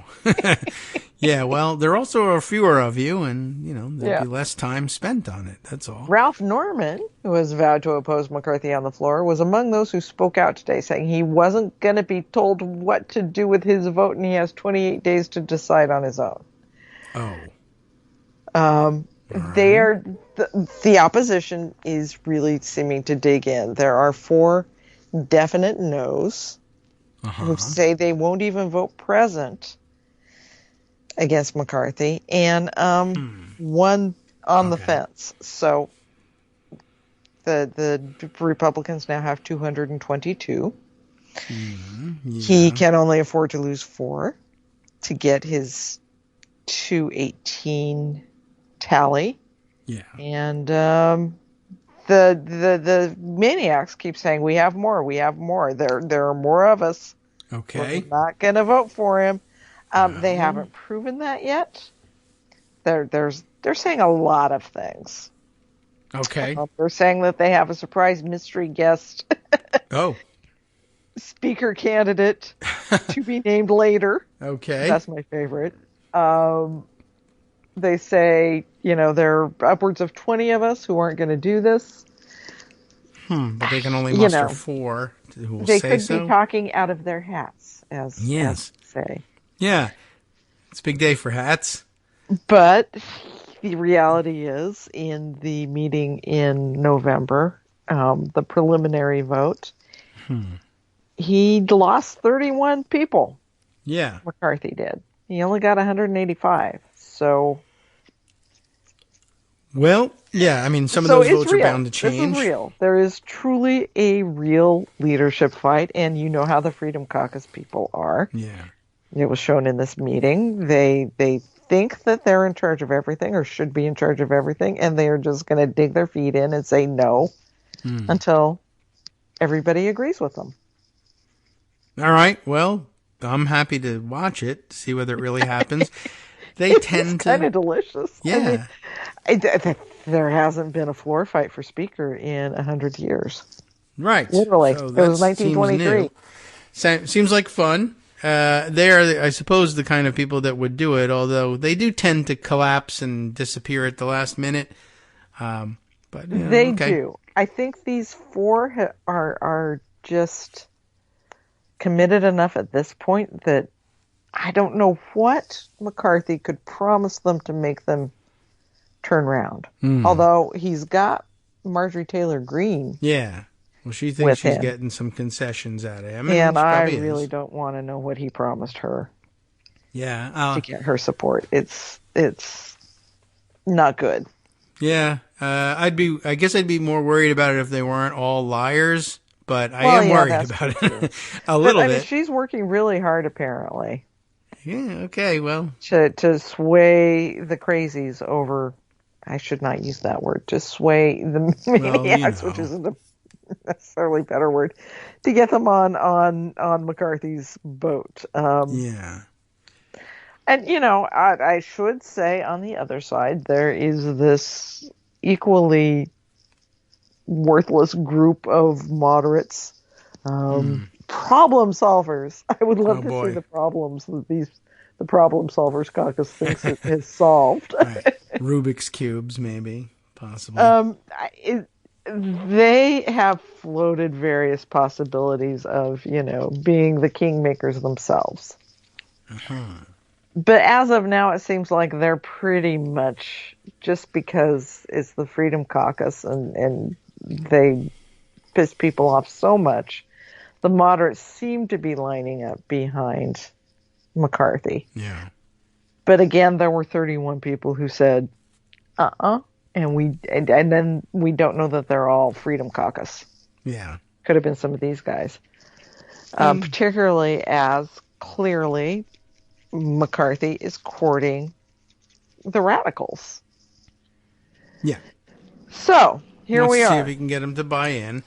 All right. Well, yeah, we'll see whether the Freedom Caucus collapses or anything. I guess I might as well enjoy the drama and watch a little bit of history if they actually create a floor fight. I don't know how long it lasts, and television compresses the schedule and embarrasses people into abandoning their positions faster. Yeah, all of the big floor fights happened well before we had C-SPAN. Yeah. So it will be interesting to see it again, but they're odd people. They clearly, they don't have anything in particular they need or want to get accomplished, and they actually think it's a good thing. Usually, think it's a good thing if Congress is gridlocked or deadlocked and can't do anything. Good, we're for limited government anyway. Except that if we actually do get functional control, we'll use it to grow the size and scope of governmental control of every aspect of your lives. Right. But, we still like to pretend we're for that. They're digging in on what they're going to demand in return for a debt ceiling increase. Oh, no, okay. CNN reports that this morning.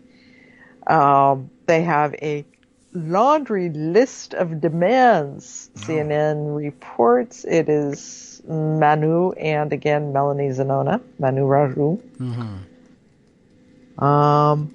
It's going to be immigration stuff. It's going to be cuts beyond Social Security and Medicare. They really want to gut domestic spending if they can. And it's going to be holding the debt ceiling hostage. They mean it. They are crazy enough to do it. And this is kind of a problem. Yeah, well... it's kind of something that really Democrats should be paying a little bit more attention to and fixing. Yes. which they seem to be rather blasé about, which I don't understand. Yeah, I don't know. They seem to be under the impression that the Republicans will just fold. Yeah, maybe a bad assumption, given that many of them either, don't have any particular love, say, of the current United States government, maybe not particularly attached to the Constitution, given that they're still leader, and McCarthy's ascension to the speakership, even if he manages it, doesn't do anything to dislodge Trump from where he is. But he's preaching to them that it's time to abandon the Constitution. It gets in our way too often, so maybe we don't care about it. But although it would be interesting, one of the rules, I guess, that could fall by the wayside is the debt ceiling. Hey, you know what? Hey, we've terminated it. Sorry. Yeah, I don't think so. That would be pretty interesting. Not when they can use it. Yeah. Thanks, Mitch McConnell, for pioneering this little maneuver. Yeah.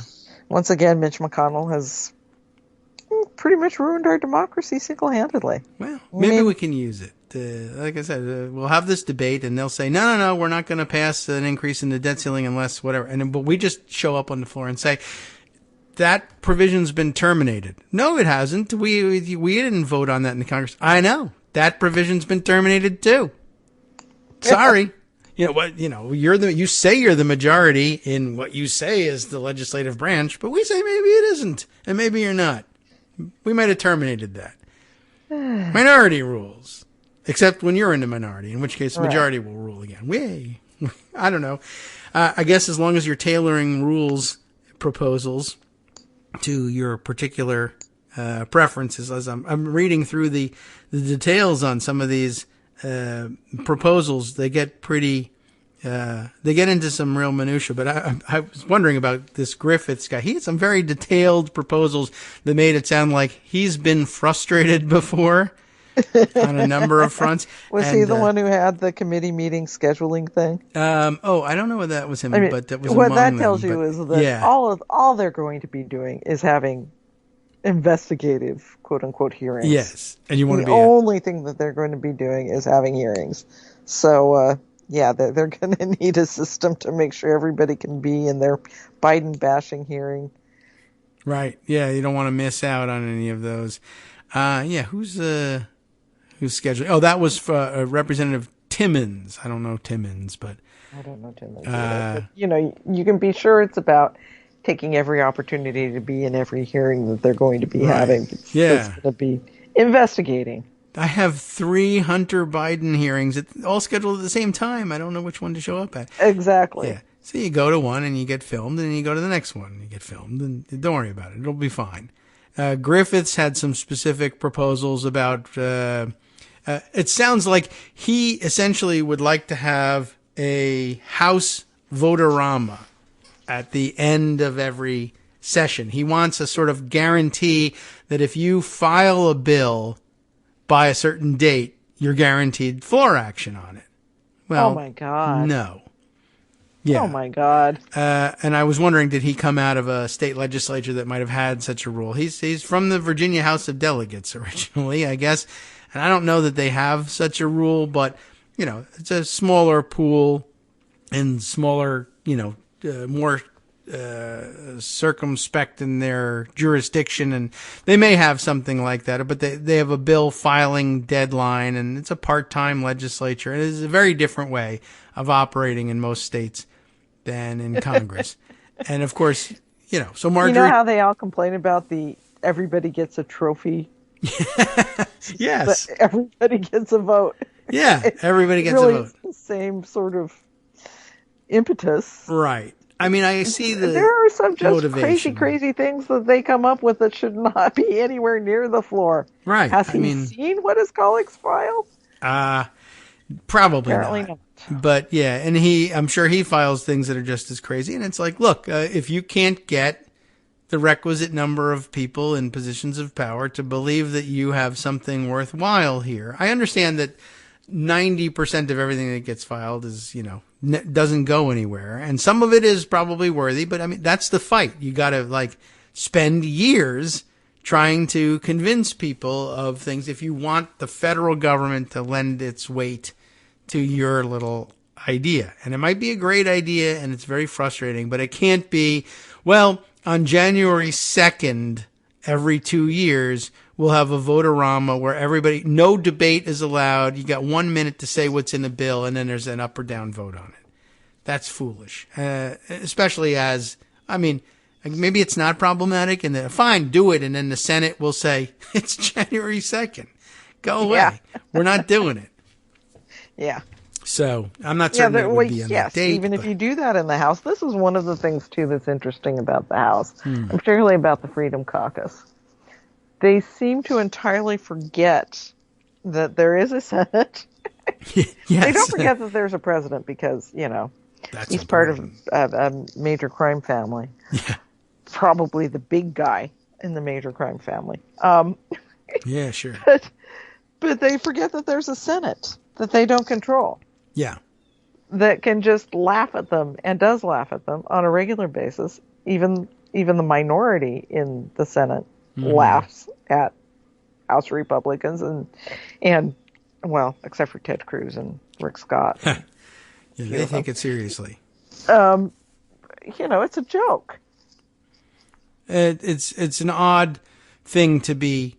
Well, I mean, I understand the motivation, but it's not a realistic view. But okay, so you go and you suggested it at Members Day. He came with a modified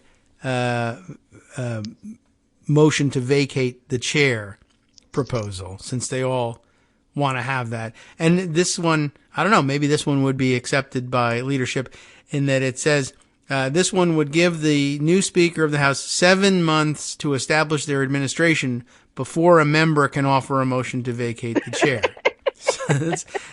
McCarthy might be into that one. Sure. Yeah. And then if the Speaker survives the motion, you can't make another motion to vacate for 60 days. For 60 days. Like, you know, they might like that to build in that sort of protection for this, or the Speaker certainly would enjoy it. Yeah, I mean, I don't know what the Freedom Caucus members say, but it would make for a great fight to highlight the fact if Freedom Caucus people oppose this, then it's pretty clear they intend to bring these things every day, maybe hourly. Well, yeah, these are people who are opposing post office openings. I mean, they're not letting the why are my words failing me? Suspensions. They're not letting the suspensions get voted on. Yeah. Okay. Well, I mean, they are boring, but yeah, that's a routine business that keeps the wheels turning, and I'm sure they view that stuff as frivolous, but everything becomes frivolous if you just block everything. So, if nothing can really truly get passed, then all bills are messaging bills. And no one will want to pass anything. They're very weird people. And this, so this proposal might actually be, who knows? They'll probably build something into any motion to vacate that they allow that will limit the amount of, I don't know whether it's, I don't know what the justification is. Why 7 months? Why? Yeah, but just an arbitrary number of so many days. They like the number 7. Who knows? Some version of the motion to vacate is going to be there. Yeah, I would think that that's been such a big deal for them. It'll be interesting to see. It's how they got rid of do Boehner, something like this. Yeah, basically, not with the motion to vacate, but with the threat of the motion to vacate and a fanged threat. Yeah, it was going to happen. But there was always sort of the built-in limitation on how often you would do it because it was a big deal and it looks bad for your party, but also, you have business to take care of. But now that they don't either have that business to take care of or don't care about taking care of that business, and they just want to focus on screaming, right? So maybe a limitation like that ends up in the rules package at some point.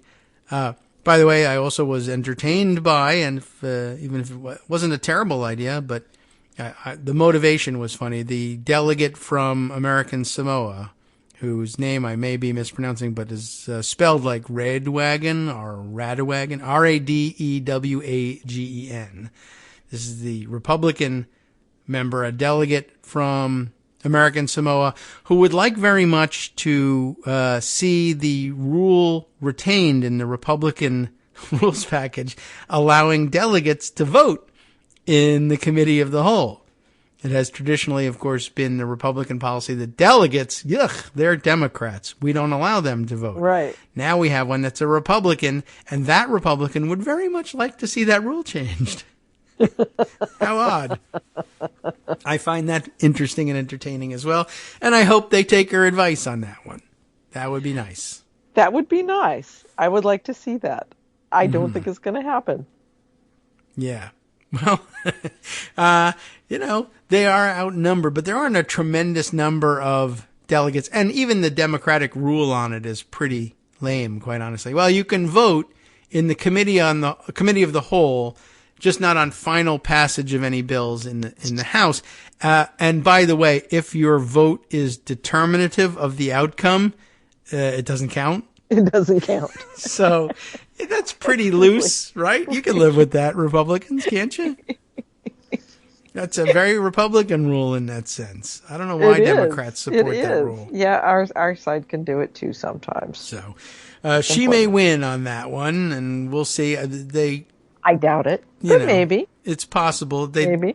Most of the delegates are Democrats. If McCarthy can work it so that delegates can help choose the speaker, maybe. Right. No, then he gets an extra vote on that one. Yeah, I guess so. They don't lose a tremendous number of votes. It's not like there's thousands of Democratic delegates. There's only a limited number of delegates. Yeah. I don't even remember how many. 5, 6, most? I haven't counted lately. Guam, American Samoa, Resident Commissioner of Puerto Rico, D.C., there's more. I'm sure, there's more. Virgin Islands, whatever. But I shouldn't yada anybody's hometown. No. But no, you should not. There is not. It's not a lot on the line, especially given that the rule says if it's determinative of the outcome, it doesn't count. Republicans should be able to live with that one. I would have thought they wrote it in the first place, quite honestly, given the way it's designed. But okay. So that one, we'll see whether it survives. The rest of it appears to be all, typical nonsense. We got to have a balanced budget vote, an amendment. Yeah. What that would be doing in the rules, I have no idea. They probably aren't doing line item veto this time around with the probably president. not. But they do have, for instance, making it easier to allow for legislating in an appropriations bill. We're sick and tired of authorizing committees having power. We want to have all the power concentrated back in the appropriations committee like it used to be back in the early 20th century, late 19th century. And the place was hopelessly corrupt. So maybe we could do that again. Let's do that again, yeah. Yeah? All right. I saw that earmarks are going to be preserved, which I thought was interesting. Okay. Yeah. There was a proposal to eliminate them again among this list. Earmarks are important, it turns out. Earmarks really do help get to agreement on things. And grease the skids, as they say. So, earmarks have a bad name, but, that's why you elect, particularly House members. Mm-hmm. You live in a place that needs something big to happen. It has to happen with federal money. You go to your member of the House and say, hey, here's a project that really needs to happen. Please get it into your appropriations bill. That's how this whole system was set up. Yeah, it's in the Schoolhouse Rock thing. I mean, it wasn't a funding thing, but, where you call your congressman and say, there's something that I really think needs to change, and they say, good idea, or the federal government needs to fund this project here. let me ask. I'll ask if my colleagues support it. Yes, no. I mean, it's a fair question, right? If they don't, then they don't. It gets earmarked if they do. So I don't know. I've never been a huge opponent of earmarks. I understand why people think of them as somehow as corruption, but I mean, they do get voted slush on. funds, pork barrel, insider backroom deals. But, it's also how government happens. Yeah. Well, it gets run by people, and that's what motivates people. So, I know there was a proposal in here to do away with them again, or to make it, put in some special procedure.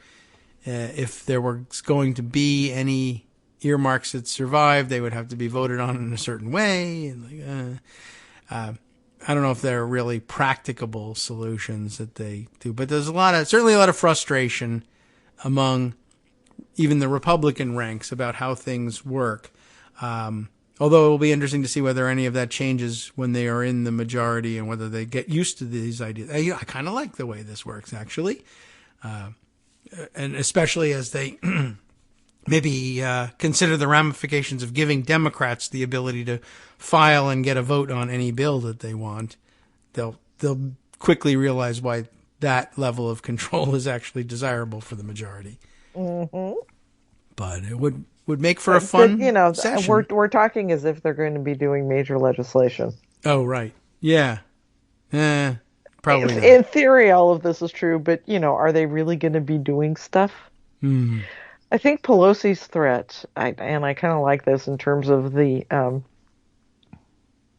thing that we're always talking about, government shutdown. Oh, yeah, right. We haven't mentioned that yet. That's December 16th, the deadline for getting the funding done. What's that, like next Friday? Okay. She has a very potent threat in saying, okay, we're just going to do a year-long continuing resolution. Mm. You're going to have to live with our budget, just like we had to live with yours for the first year and a half of President Biden's term because you refused to allow us to do it. You're going to get a year-long continuing resolution, and because you're such jerks, it'll pass in the House and it'll pass in the Senate. So maybe. Here, deal with us now and get this done so we can avoid all of that mess in the future. That's an idea. All right. Well done. Right up until the end. After agreeing to transition out of leadership. One last push. Yes. Okay. And it's a good one. Yeah. I would also like to see her one last push be a budget reconciliation bill to lift the debt ceiling and do a whole bunch of other stuff to sort of idiot-proof government. But, yeah, you better, but times... terrorist-proof, I guess, is the point. Right. Well, time's limited, to be sure. Speaking of domestic terrorists, we should mention what's happening tomorrow in the Supreme Court. The hearing in the independent state legislature case. Garbage. Yes, right. That's tomorrow. Which is, yes, absolute garbage. There is absolutely no way it should have gone to the Supreme Court, just like yesterday's case should have not ever made it to the Supreme Court. But we have the Federalist Society judges that will take anything. Yes. That will advance that their one in particular. Radical cause.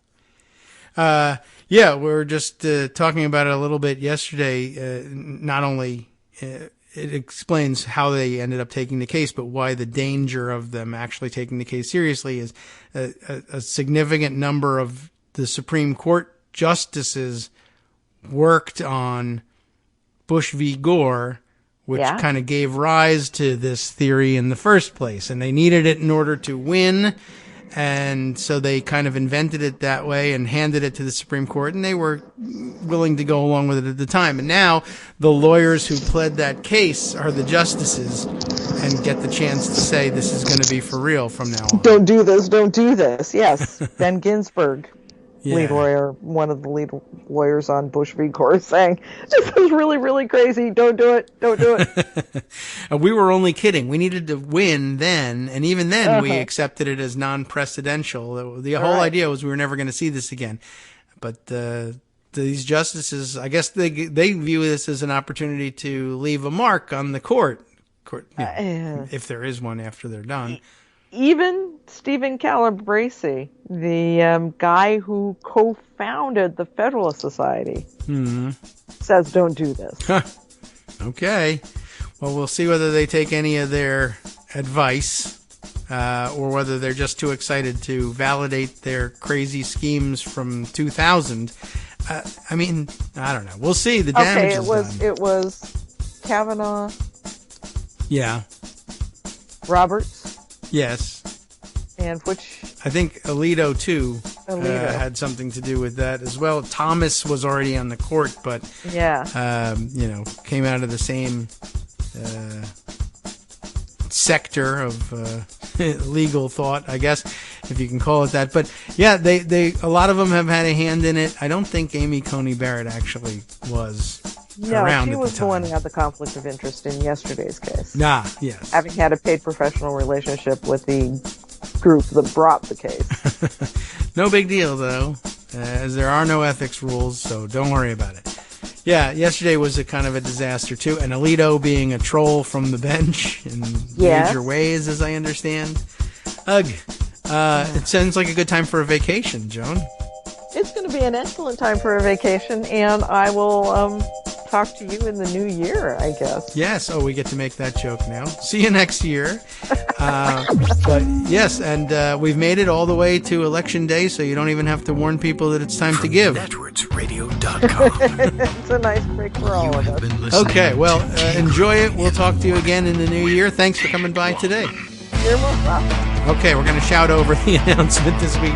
Make our exit from the show today. Time now for Justice Putnam to take over with the West Coast Cookbook and Speakeasy, and he'll be the only one speaking at that time when the show switches over to him. Thanks again to Joan for coming by today. We'll see you tomorrow.